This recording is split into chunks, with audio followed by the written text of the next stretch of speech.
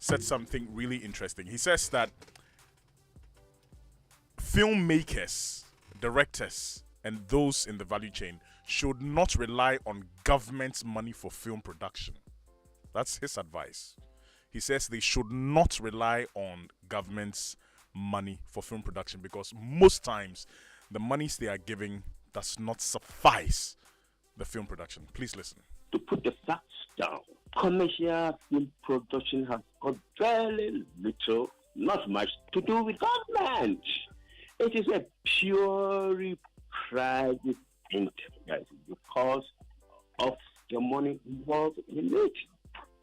Of course, but government can only give you film funds which will promote you to even come to the situation where you can produce your films. But looking at the government to give you money to produce a film, as unfortunately my young people here are emphasizing all the time on it. I think that has made us a little bit lazy in going around and trying to make the things our own. After all, look, how much money can the government give for? So what is that? We must start to change our attitude and our mind on that.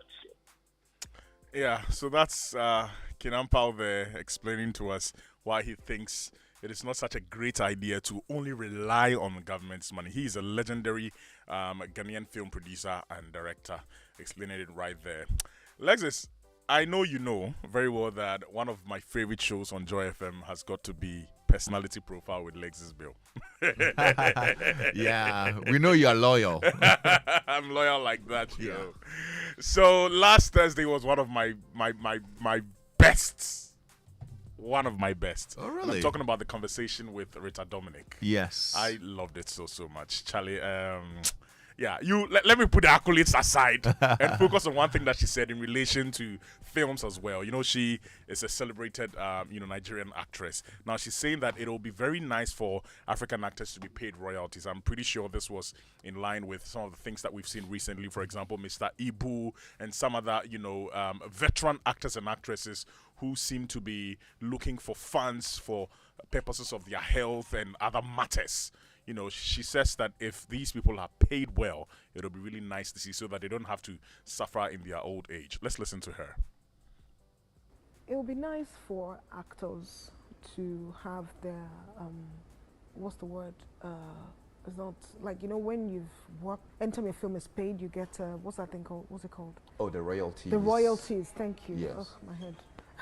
Yeah, it would be nice for actors to have their royalties, so that way people are not struggling even when they get older, which has been the challenge in the industry because some old actors, they've been struggling financially. That's and that true. shouldn't be so. These are people who have done major films, they've been involved in major films and all that, and then all of a sudden when they're old, they're struggling financially. Meanwhile, their films are still being played on YouTube, on all these all these platforms, and they're not even getting royalties or getting money from that.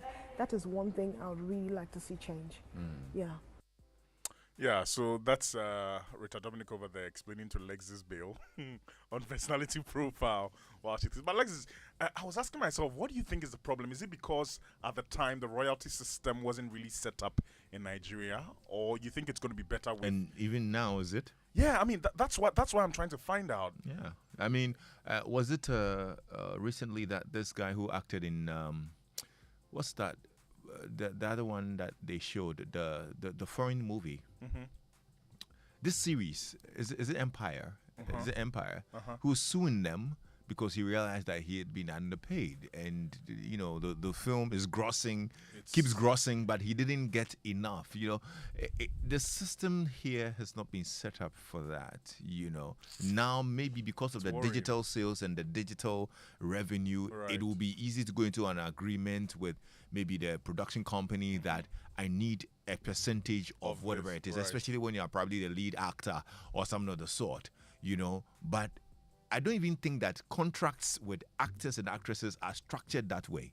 I agree. Do you get what I'm saying? The contracts with the agree. actors and the actresses, I'm sure maybe the likes of Rita Dominic and those who've been around for a bit and are still in it now understand the dynamics. Yeah, and so know so how they're to go able about to it, draft right. these That's kinds of true. contracts where they will say that, look, I want royalties or I want a certain percentage of the movie earnings over the period or yeah. forever. Yeah.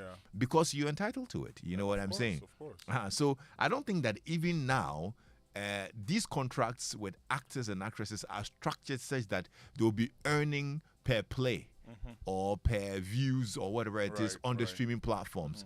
Normally, it's more like, okay, come and act, and I'll give you. I mean, Because it's really sad to see some of these Yeah. veteran actors come onto social media. Yeah. And I always The don't know conversations I've had with producers, I've been, I've had negotiations with producers who had wanted me to act in certain films, and it's normally like, okay, we would pay you this. Do you understand? So it's more like you get paid and you're And gone. then you go off. And you go, and Yeah. whatever they do, how much they earn over and whatever what period, they use it for. they don't doesn't have. matter. You That's don't have true, though. any stake in that. That's You get true. it, That's and sad. it's this discouraging. It is. But if there was a way that actors and actresses can have a stake in it, because still if you are the lead character and whatnot, you can sign a deal where you get to earn when it's played on Netflix and all these Amazon That's and true. Prime and whatnot. Anyway, I know you did justice to it earlier, but for those of you that missed out on it, our Ghana month on Joy icon of the day has got to be Daniela Machidede. Let's listen to this.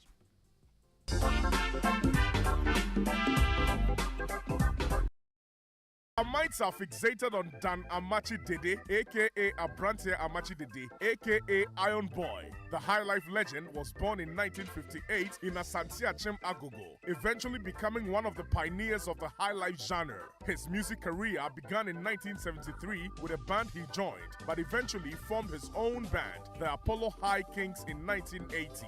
The rest has been history. Amachi Dede has about 20 albums to his credit, out of which comes dozens of hit songs, headlined various concerts in Ghana and abroad. Abrantia Amachi Dede is our Ghana month icon of the day, powered by Joy Entertainment.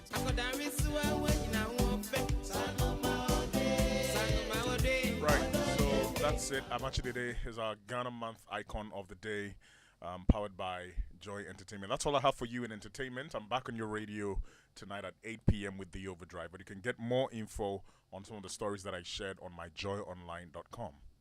Thank you, Kofi, for updating us. Top stories